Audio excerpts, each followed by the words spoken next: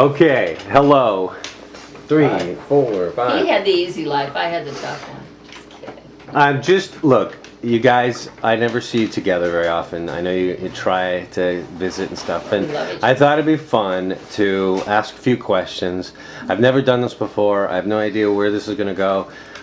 Be more than happy to make copies for your side of the family. Put on DVD at some point. It'll be fun. Anything you're not sure about, you don't have to say. Anything you don't want to answer, don't answer. You don't remember, you don't remember. Do you have some questions? I have a couple of things that I've sort of... I remember too much. And if you got stories you want to tell, I just think it'd be fun for everybody to, you know, sort of hear the stories. I know. So that's... I know. This is not... I don't want to bring out any, you know, bad stories. I don't want tears necessarily unless, you know, they happen. It's February 19th, 2007, and we're here in Arcadia, and we're rolling, and we're talking to Jerry and Doris. And I just want to ask you a few questions. In no particular order, tell us about the places that you've lived as kids. Oh. He should go first. He's the oldest. Doris came home from the hospital from delivery, and we lived at 5090 Kensington Avenue. Upstairs. Which was a two-family flat. We lived upstairs. Our parents had been divorced prior to that and remarried, and she came home, and we lived there for 7 years, I guess, until I graduated grade school in the 8th grade. Right about that time. I think, I could be wrong, but I think you did you graduate living on Kensington? Or did we move to Yale and you went by streetcar? We moved to Yale like in the middle of my last semester of grade school. And you went back and forth by streetcar? Streetcar, yes. And at that point, you were in junior high, I guess, or grade school. No, I went to first grade at Clark School, and when we moved, I went to first grade at East Richmond, so it was just a transition. 7 years difference, right. But I will tell you one thing, this is an aside. I had it made at Clark School. I was in kindergarten and first grade, and Gerald was 7 years ahead of me. And the girls in his class loved me. They'd schlep me around. They didn't know, but I mean, I'd walk around the schoolyard with them. And, you know, he was an integral part of his class, so it was like, you know, you always had somebody watching out for you. That was in yours? Is the Kensington house still there? No, it was torn down, and it's a parking lot for it was like a kindergarten, a neighborhood kindergarten. And now we went by there a few months ago, and it's some sort of an office. How far was it from the Yale house, approximately? Oh, it's miles, 4 or 5 miles, I guess. Yeah, it's another neighborhood, another community. That was in St. Louis proper, and then we moved to the county. We moved up. We lived about, on Kensington, we lived about 2.5 blocks from the school. And I rode the streetcar to school for a nickel each way. And yeah, and I would ride, well, most of the time. And I would ride home at noon on the streetcar, and the streetcar stopped a half a block from our house. And I would go in and eat lunch with my mother and Doris, and I would listen to Ma Perkins on the radio, the soap opera, get back on the streetcar and go back to school. And what was the definition of a streetcar? Were there tracks? Trolley. It was a trolley. So it was a trolley. Yeah, it went up a private right-of-way. And electricity hanging with the grid above and everything? Yeah. What was the fee for that at the time? It was a nickel a ride, a person for a child. I think probably a dime for an adult. But see, I remember walking to school and walking home for lunch. Well, yeah, I did too a lot. You know, too, it was a fast hike. You had to move quickly. Couldn't get one. My mom wasn't much for making breakfast, and as I got a little older, she'd give me about a quarter, and I would take the streetcar to school, and then I would stop at Bessie's store, which was a little candy store down the block from the school, and buy my breakfast, which was a Coca-Cola and a Milky Way candy bar. And I did that for about a year and a half. So the Milky Way goes all the way back to there, huh? Goes all the way, yeah, I've been a sweet tooth. Wow. And the soft drinks, the pop, goes back even before that. Are there still Milky Ways in the freezer right now, cut in half, if I check? Yes, if Mom.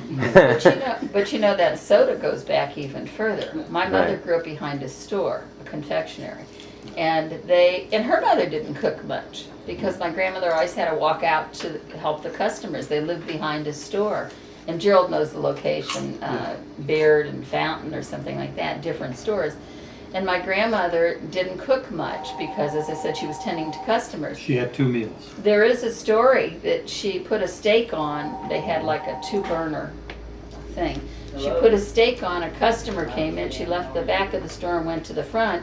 She came back, the steak was gone. Some Paskutzva, some Nudnik, reached through the iron bars, took the steak off the thing. So my grandma could make steaks. Mother wasn't much of a cook. She could fry steak, and she could do cook Latin hamburgers. Hamburgers, stuff like that. She was not a great cook, but she was a great lady. She took care of us in a lot of periods. Kensington and then Yale, and then they stayed at Yale. We moved to Yale in my 8th grade, and it was a house that our grandma had built for brother Louis, the shoemaker, right? Taylor, I'm sorry. Taylor built this house, and you've seen it. It's a fully stone house. It was built with salvage from a tornado in St. Louis, stones. We went by and saw it with Zach, and it's a beautiful house. I mean, it's a beautifully built house. It looks like it was built yesterday. Now, there are 2 units there, right? It was like 14, 17, 14, 19. Up and down. We had up and down. You know, it was upstairs with 3 bedrooms. Did they own the whole building? Yeah, she owned the whole building. And then rented out the other unit? Well, she passed away. For years she rented out both of them, and then one became vacant, and we moved into it, and then shortly thereafter. We paid $60 a month.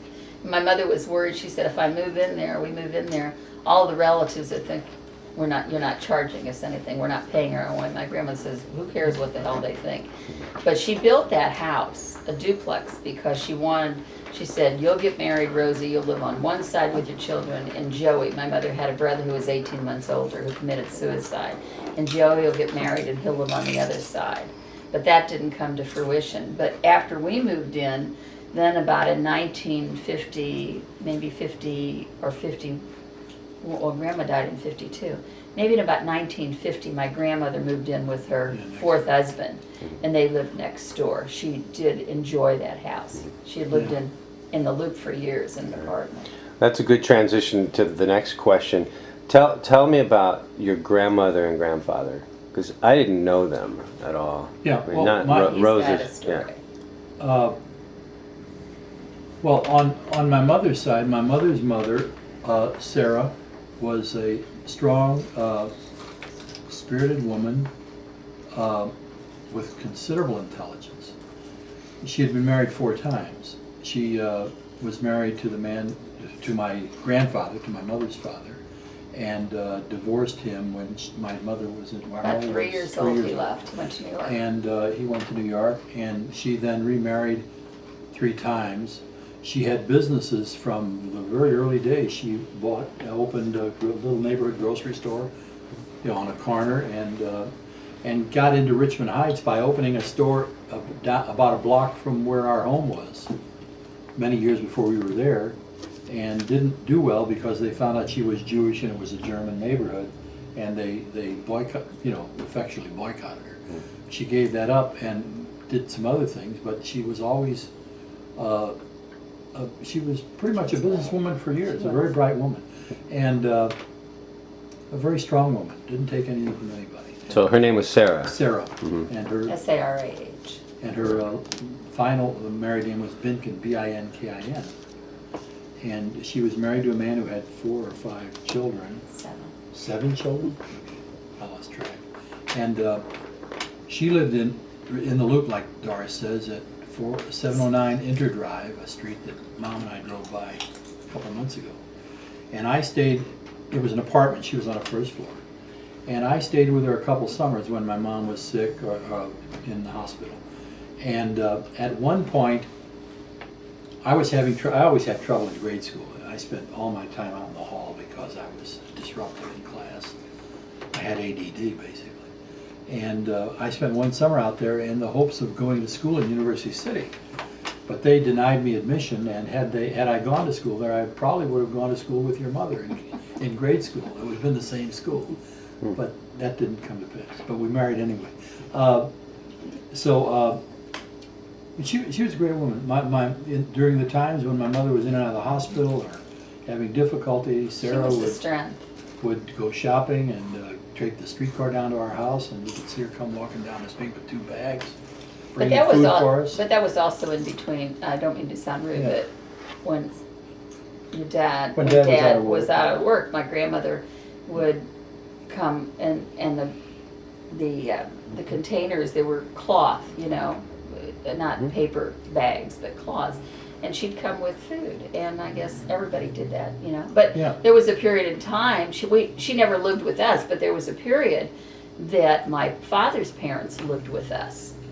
They moved in with us. I remember, Gerald and I were talking just the other day, I remembered that they moved in with us when my mother would be in the hospital. But I did, and then he pointed out that they also lived with us permanently at some time because they had difficulty financially, and I do remember that. But you know, and I remember my dad saying it's hard with 2 women in one household. She didn't. That's very hard for anybody. Mom didn't have a lot of warm feelings for her mother-in-law, and it had to do with Mom's illness and the way my Grandma Aurelia related to her, and you know, it didn't work. It was not a really comfortable relationship. But I'd say in latter years, my mother, respected and called mother and dad. Yeah, both of my grandmothers lived down the street from each other, 6 or 8 houses away on Cates Avenue, the next block over from where we lived. And through the 40 years that they knew each other, they never referred to each other except as Mrs. Plessner and Mrs. Wolf. Really? It was always last name? It was always last name. There was no warmth there. See, Grandma Aurelia and... No, Grandma Aurelia is Rose's... Dad's mother. Dad's mother, right, okay. They were German Jews. Their families came to America in the 1850s, in the beginning, before the 20th century. My grandma Sarah was Russian Jewish, and there was this tension between the greenhorns, the Russian Jews, and the more sophisticated, more urbane German Jews.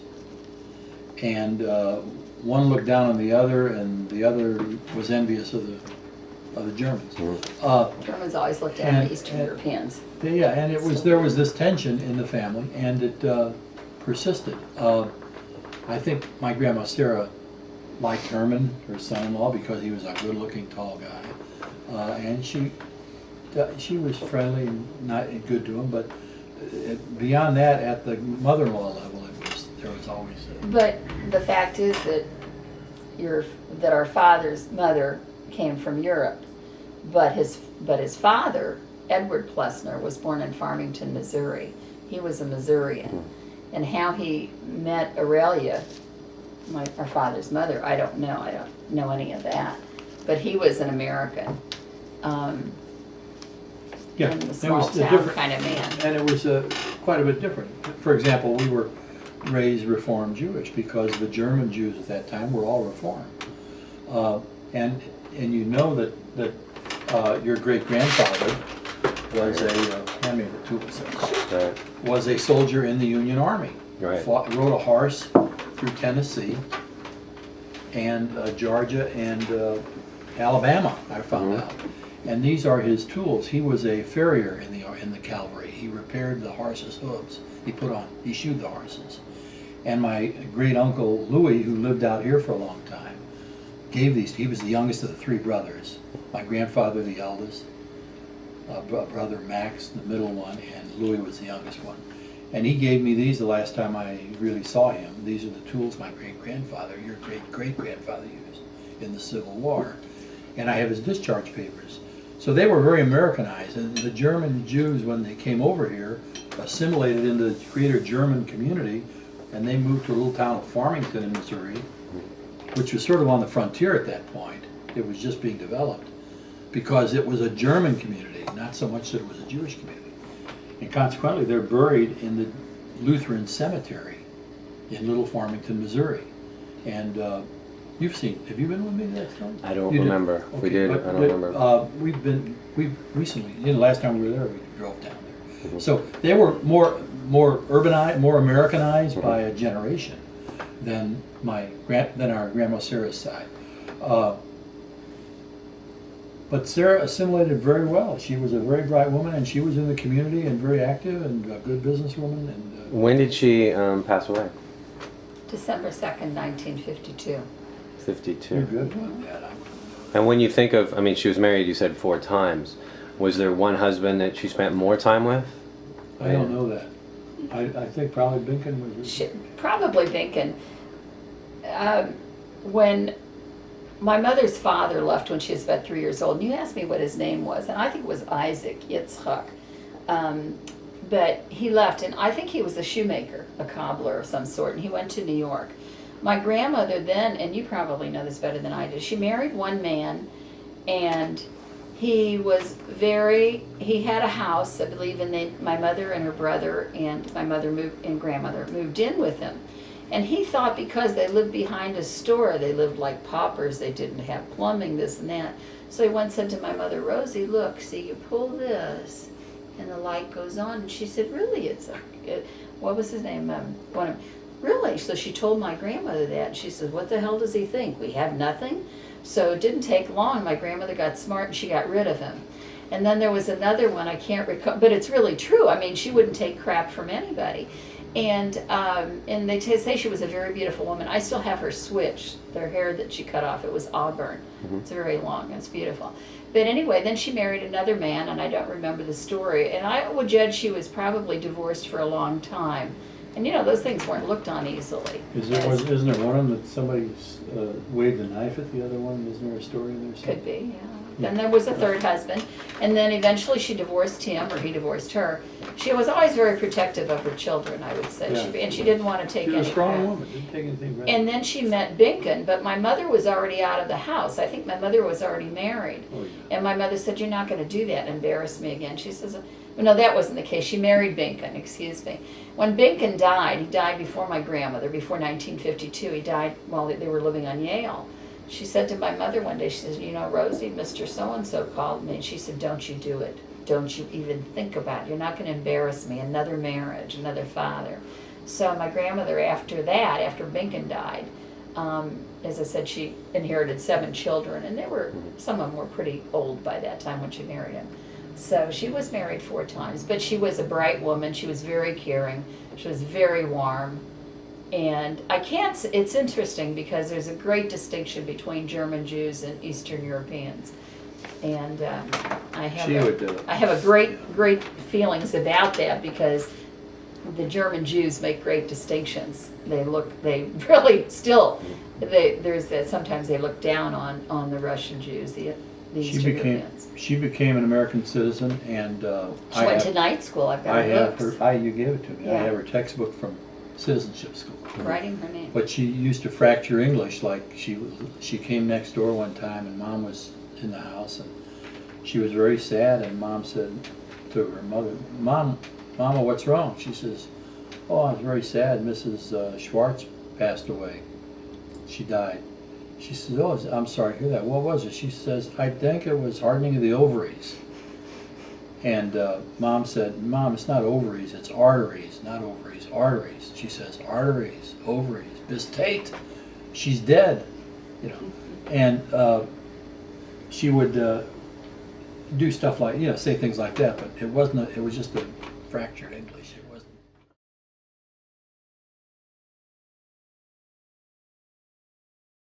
Musical group or idol that you latched onto? I think when I was in 6th grade, Bill Haley and the Comets was really big. But Zoe and I were married in '61, and jeez, we knew nothing about. I mean, I heard the Beatles, and that kind of stuff was never very important to me. But probably show tunes, and you came in town one time, and I did a show tune routines where it was Funny Girl, and you were going like, how do you remember all of that? But I loved show tunes, I do. But I remember when people asked me about my childhood, I said I fell asleep to the piano and I woke up to the piano. And that's true. When I say I fell asleep to the piano, I picture Kensington. And you'd say, how could you remember that? That we'd be up and they'd be playing the piano in the living room, and then I'd go to bed and I'd hear it. And it wasn't anything for my mother to get up early in the morning and hit the piano. I mean, it wasn't annoying or anything, but it was music. We didn't have peanut butter. I had never eaten peanut butter until I got married. Zoe said, let's get peanut butter. I said, what for? And my kids don't understand. Did you eat peanut butter? We never had peanut butter. Jews don't eat peanut butter. I've been telling her that for 2 years. Well, I know, but they do. But the Gilgises did. We didn't eat peanut butter. Well, they're not real Jews. Not real Jews. What about? We have this running routine, Caroline. Yeah, She peanut loved butter. peanut What the butter, hell is too. peanut butter? She should have married Zoe. Yeah, peanut butter. We would have been a whole lot happier. Dad, what about you in music? He I likes liked jazz. Dixieland. As a kid, I liked Dixie. I liked the big bands even then. Glenn Miller. He had good class. Was it on the radio that you heard it? Oh yeah, we all did. We didn't own a record player. Right. We had the piano. Everything that preceded Elvis Presley, I liked. Mhm. And I only in later life did I learn to respect him. But as a kid, no, I was into jazz. I went to, when I got old enough, I went to nightclubs and listened to jazz in St. Louis. We did too. St. Louis was a good music town. We had the Gaslight Square there, which was an old antique store neighborhood. And The beatnik generation. in the beatniks, it got converted into nightclubs and coffee shops. And I saw Professor Did you Al go there? Corey there. We saw a lot of those early stand-up, not early, but stand-up comedians that made it big after the war. And yeah, just everything. In fact, I think I guess I like classical music then, but I've learned and developed a like for classical music. Zoe liked classical music. I like classical, but Zoe liked heavy stuff, and I can't do heavy. When you say heavy, what do you mean heavy? Bach, and to me that's too heavy. I like light opera. I particularly like light opera. But Mother used to play classical music. Yeah, She no, I had a like book, a marvelous book. I have all three. I have three classic stations on my car. Electronics. Electronics. It's beyond. We've lived through a period of astounding. My grandfather did not know how to drive a car. My father never rode on an airplane. You don't Never. know And Dad never. He came out on that? a He came train. out. Oh, he did. I don't No, my father never rode an airplane. My grandfather never drove a car. I think he drove one once in the 1918s And he had had an trouble. accident. And he never went near it again. So take that to where we are today. It's astounding to me. I'm still amazed at it. When did you first drive? When you were 16? No, I drove earlier than that because Dad ran a parking lot. Earlier you forgot that I was going to mention it. That's right. Our dad rented a parking lot from Uncle Jack, and it was on Washington Avenue in downtown 506 St. Louis. Washington. And it was the kind of place where you drove up and you parked in the lot, and the lot became entirely full. And at 5 o'clock, everybody came and took their car. And if somebody came at 2 o'clock to leave early, my dad had to move 4 cars to get their car out. And I went down there, started helping him, and when I was about 15, I think, probably. And I learned, I was driving other people's cars before it was legal for me to drive, driving around the parking lot. And I drove all kinds of cars, LaSalle's and some really rare ones. I backed them up and, reparked them. So that's when I started. When I turned 16, he let me use a car after a few weeks. And that became your regular car? Because you say That's it. that was it, huh? We only had one car. Yeah, no, I had a bicycle. Well, I didn't have a bicycle then. I didn't use a bicycle then, but I don't my know if first he ever car- got to use a car because he worked at night. How could you use it? oh, I know exactly where I was. You know where you were? Where were you? I was home. You were home. I was at a Toastmasters Club luncheon in the Jefferson Hotel in St. Louis on 12th Street. 12th near. Yeah, you're right, near Washington. And the waiter came in and said the president's been shot. And one guy says, "That's not funny. Don't say something like that." He says, "No, the president's been shot." And the lunch broke up. We ate our food, and the lunch broke up. And I went downstairs and walked back to the office, which was like 5 blocks. And the street was silent, empty. And then everybody went home and watched it on television. Was that just a crushing blow? I mean, Yeah, was it was that? terrible. Yeah, I was always. I'm sorry. We didn't have a TV either. We had to go to my mother's house to watch it on TV. You didn't have a television? No, we You're didn't have a television kidding. in '63. Where, on Kingsbury, we didn't have a child? No wonder we had so many babies.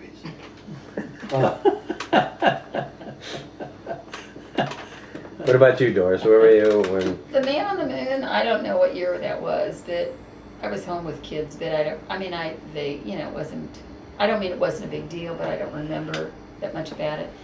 I don't remember where I was when JFK died, but I remember seeing Ruby shoot, I remember that too. whatchamacallit, on television. That was live. I remember seeing that. I was home recuperating. It was before we had children, and I was at home recuperating from surgery. I wasn't working much then. We had just been married a few years. And I remember that. Bobby Kennedy, I don't remember. But yeah, that was a crushing blow to lose the president. And of course, we read a lot of things in the latter years about JFK, but it was still a very special time in history. And to have a president taken down. Mm-hmm. And then when Ford was, didn't Ford dodge an assassin, Twice. and so did Reagan. And those affected, I mean, that was a concern, but to lose a president, and he was a shining star, no matter what kind of a bastard he was, or womanizer, or, you know, thief in some circles. But it was devastating.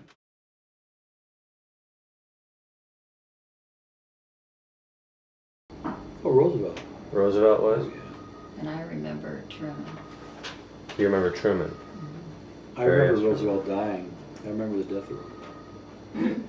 Was he the first one you voted for? Oh, no, hell no. No. He was a child. I was a child. That was December 7, 1940. No, the first one I voted for was probably Nixon. That was 60? I No. think. Well, maybe you're right. I think No, it was 70. 34, 44, 54, 55, I was 21. Well, back then voting age was 21? Yeah, 55, I was 21. Probably Eisenhower, I might have voted for That's a Eisenhower. lyric from a song. 55, I was 21. I'll have to you think might about have that. voted for Eisenhower. I might have voted for Eisenhower.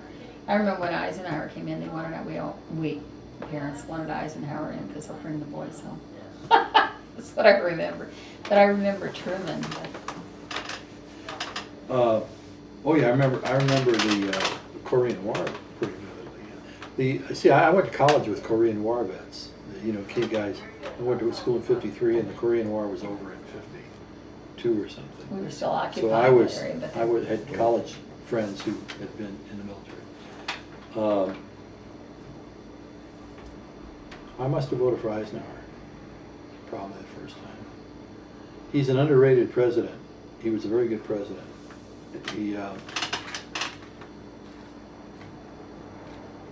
really an amazing man. What he did in organizing the war in Europe is just unbelievable in terms of management. If you think about it, they had 10,000 ships in it. Can you believe that? They launched 10,000 ships into the English Channel to put troops and equipment on shore.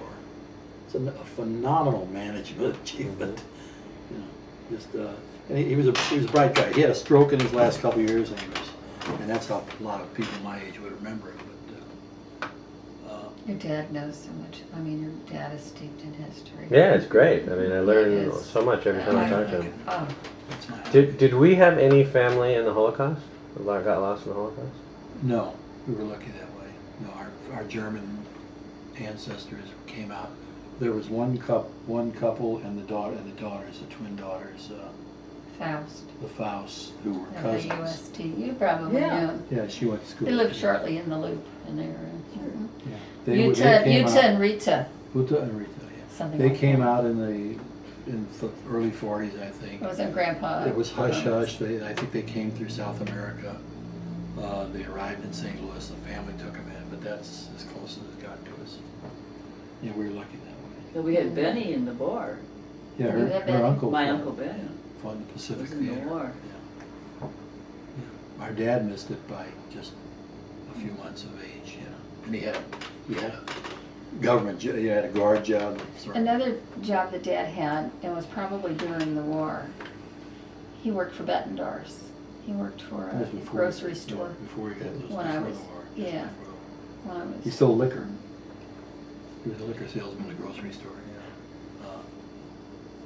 You know, it's interesting. And he got the job at the plant to try to keep out of the war. Probably. You know, it's interesting.